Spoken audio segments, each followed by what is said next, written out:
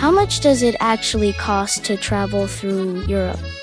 I went to the most expensive cities, Paris, Rome, and London, and compared them with the cheapest cities, Prague, Sofia, and Krakow, to see if it's possible to travel around Europe on a budget. And I have to admit, I was shocked by how expensive some of these cities were, especially when it comes to accommodation, which brings me to point one.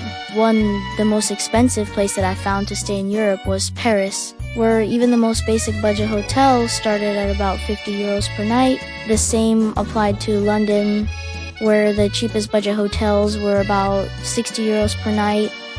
And in Rome, it was 45 plus euros. However, there are ways to find cheap accommodation anywhere in Europe, so it's all about being smart. And my best tips would be to use hostel dorms, look for Airbnbs, or use couch surfing. With these three options, you could get a bed in a city like Paris for as little as 10 euros per night. And in general, I found that the cheapest cities to stay in were Sofia, Bulgaria at 10 euros per night, followed by Krakow and Warsaw in Poland, both at 12 euros per night. And Prague was also quite affordable at 15 euros. In terms of eating on a budget, I found that the best street food deals were in Poland, where you could get a zepi, which is kind of like a Polish pizza for only 3 euros. And Bulgaria was also great, where you could get a delicious pastry called banit. And in the Czech Republic, you could get a trdelnik, which is a sweet pastry, for 2.50 euros.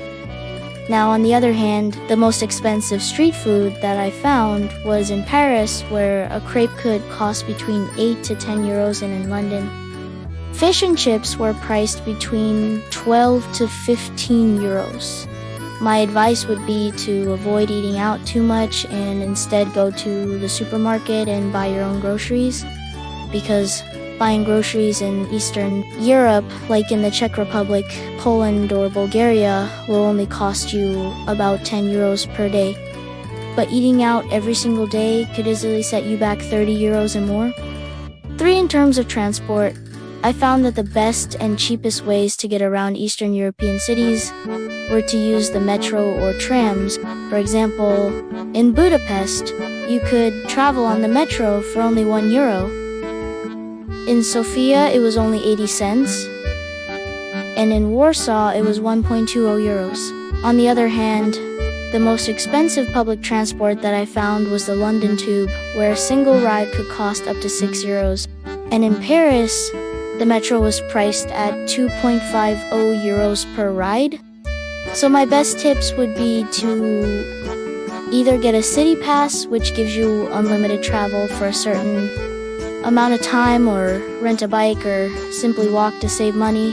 For when it comes to sightseeing, I noticed that a lot of the free attractions in Europe are actually pretty amazing.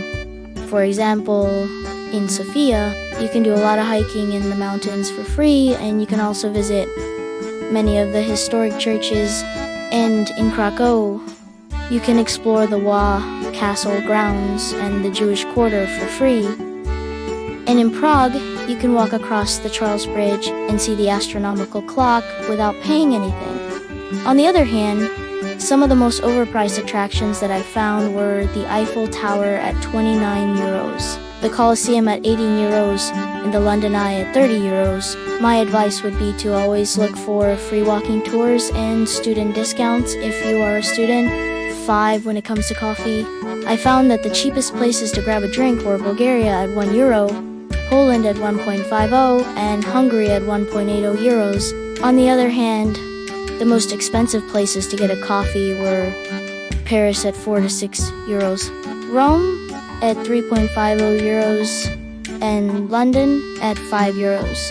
If you want to enjoy a beer or a glass of wine on a budget, then the Czech Republic is the place to be, as you could get a beer for only 1.50 euros, and in Spain, a glass of wine was only 2 euros.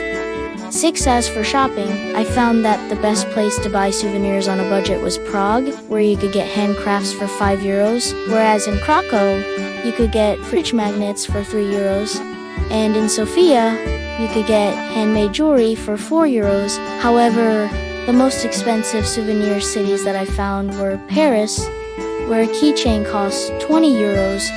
What is going on with that? Rome, where t-shirts started at €15, and in London, you could expect to pay at least €25 for a mug. 7. Lastly, when it comes to nightlife, the cheapest cities that I found were Krakow, Budapest, and Sofia, where you could get beers for as little as €2 and cocktails for €4 to €5. On the other hand, the most expensive party cities that I found were London and Paris, where cocktails easily cost between €15 to €20 and more. So now that I've given you a complete breakdown of all the expenses, let's talk about the overall costs. Here's a full budget breakdown so you know how much it costs to travel through Europe. Super budget. This means staying in hostels, eating street food, and taking advantage of free activities. With this type of budget, you could easily travel around the cheapest cities in Europe for as little as 30 to €50 per day. And if you include some paid attractions, then you can expect to spend about 60 to €80 per day. If you want to visit the more expensive cities, then you can still do it on a budget. But you'll need to plan ahead and look for cheap accommodation, take public transport, and look for free activities. But overall, you can expect to spend at least 80 to €100 per day, even on a budget. So you might want to consider visiting the cheaper countries instead. In conclusion, here are my final thoughts on the best budget-friendly cities in Europe. First off, the best overall budget-friendly cities are Krakow, Sofia, and Budapest. These are amazing cities that offer a ton of things to do and see without breaking the bank. And secondly, the most overpriced cities in Europe are definitely London, Paris, and Rome. These cities are notoriously expensive, and it is hard to get around on a budget even if you try.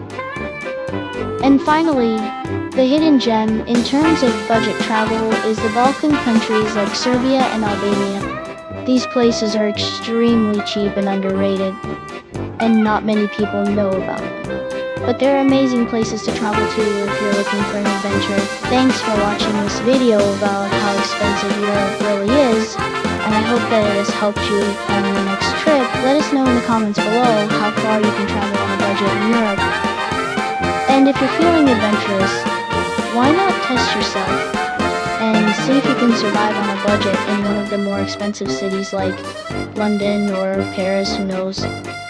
You might just be surprised at what you can do. Thanks again for watching, and we'll see you in the next video.